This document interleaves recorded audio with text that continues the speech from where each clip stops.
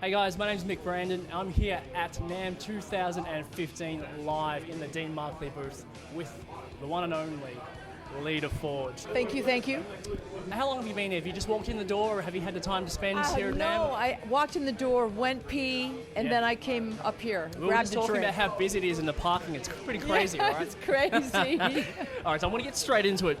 As a fellow guitar player, the biggest thing that all the guitar players out there want to know is, with everything that's going on in your life right now, have you got the time to literally sit there on the end of the bed and play guitar like you did when you were a kid?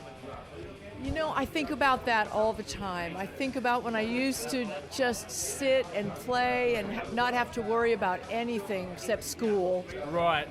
But sometimes I do, and I have to turn off the phone, get away from the computer, make sure nobody comes over, I don't even change my clothes. I just get up in the morning, grab my guitar, and I'll put aside about a week to 2 weeks and just sit there and don't do anything else. I'll take a break, I'll go out and get something to eat or sunbathe for an hour, and then I'll come back in and play.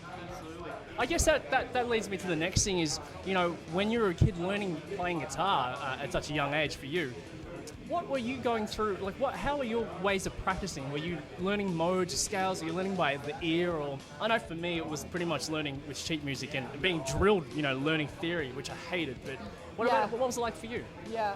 Well, I first started on an acoustic guitar. I was 11 years old, and my mother had given me this gift for Christmas. Okay. It was the nylon strings, the Spanish style. Spanish flamenco style. And I said, Mom, this is great, but it doesn't make the sound I want it to make. Yeah, right. It's not heavy enough. She says, well, what do you want? And I said, I want something with steel strings. So she went out and bought me an acoustic guitar with steel strings. But it wasn't what you were quite after. Wasn't what I wanted. I said, Mom, I don't want to hurt your feelings, but this isn't it either. So when did you actually switch over from acoustic over to electric? About 2 years. 2 years later, when I was 13, I got a chocolate Gibson SG. Right, nice. And that was my first electric guitar. Yeah. I plugged it into my father's Sony reel-to-reel tape My old man machine. had one of them as well. I remember that exactly. Right? Yep. I slapped on the echo, which was my delay. Love that. And it sounded like God. So then I could get into the real shit. When did you really decide that, you know, rock and roll is for me? I decided when I went to my first Black Sabbath concert at the Long Beach Arena in California. I walked in, the place was packed. It was full of marijuana and pot smoke and hash, and people were diving out of the balconies. And I walked in and just went, wow. How is this? I want in. This is what I want to do for the rest of my life. Tell me about how you go about writing songs, because for me, the songs come when I'm sleeping, and then I wake up and I've got melodies and lyrics come down the track. But at what stage does that enter, the songwriting process, or how does it come about for you? This microphone, it doesn't feel real. It's so lightweight. Hang on, you gotta that. There you go. Oh. It seems fake, but it's not. I have different titles. Usually a title will trigger a chorus or an idea. If I have a good title, like Tattoo the Tattoos. I've been branded. Yeah. You know, that triggered a good album title, not an album title, song title.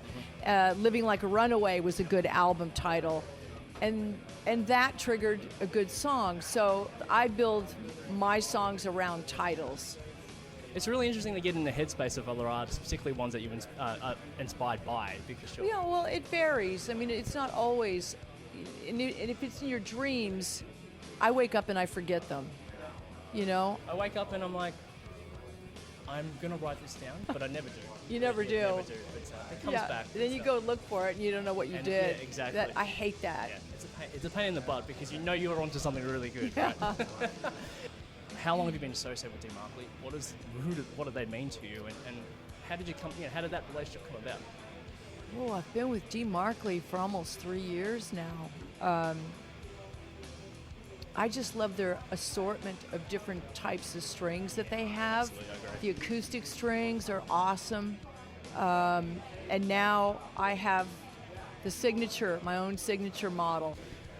Before that, what were you playing? Were you playing on blue steels or? Yeah, I like the blue. I've played them all. I've played all the Dean Markley strings. I've tried each one. I've gone through them all. I've tried the different gauges, the different brands. So I want to make sure they're reinforced at the nut and they don't snap as easily. Absolutely. And then with the heavier bottom, of course, I get that, you know, like in Cherry Bomb or Out for Blood. The one where you go on and watch a show and you can actually hear the palm muting through your chest. They're the best ones. You know? You can't beat that, can you? No, and with the band that I have, the drummer, the bass player, I've got to have that warmth, you know, that comes out of that guitar. Your songs, are there any special ones? I mean, you've had such a long and illustrious career. I mean, are there ones that stand out more than others? I mean, for me, you know, there's so many. But with Aussie, that's my favourite. I mean, that's it most, you know, that's my favourite anyway, at least. But are there any ones that stand out for you? Yeah. I love the new album, Living Like a Runaway. That's my favorite album. It's classic Lita. Yeah, it's classic. It has a lot of emotion, a lot of attitude, a lot of great riffs. Do you feel proud of that record? I am very proud of it, yeah. There's a song on that that's obviously quite personal and very dear, I assume, called Mother. How did that come about, and what's that song mean to you? Because it hits me right in the chest. I wanted to write a song to my kids, and I'm a mom, so it is personal. And, you know, there's a personal message to them and to many other parents, not just mothers. You can change the word to father. If you weren't doing music, what would you be doing? I don't know. I really don't know. Music is in my blood. I really don't know what I would be doing. That's probably the best response you'll ever get because, you know, I live for music also, and you know, being in a room full of musicians, there's nothing more inspiring than that, I guess. Yeah, it's true. Yeah, definitely. I'm going to take you through some stats, just some numbers, and you tell me what you think. Okay. 8 studio albums, 3 live albums, 18 singles, not to mention the Runaways, all the other releases that you've done. If you could sum up your career so far in one word, what would it be? Woo! Roller coaster. Roller coaster of love. Now, 3 things in life right now for you that you can't live without. I can't live without, like if I was on a deserted island, stuck on a deserted island. Or you're about to be pushed off a plank on a pirate ship and they were giving you 3 things to take with you down to the bottom of the ocean. Oh, God. Or something like that. Well, I'd have to have water, chapstick, and an acoustic guitar. So hope I don't break a string. Well, Dean Markley will come to the rescue if you do. Yeah, right. Dean Markley to the rescue. Oh, dear. All right, so when it comes to the day, and I'm hoping that won't be for a very, very long time, when you do eventually call it quits, how would you want to be remembered? You mean when I'm dead? If you check out, or if you just retire, or if you decide to turn your back, or how would you like to see the world remember you? I'd want to be remembered as who I am, who I am today, and my achievements.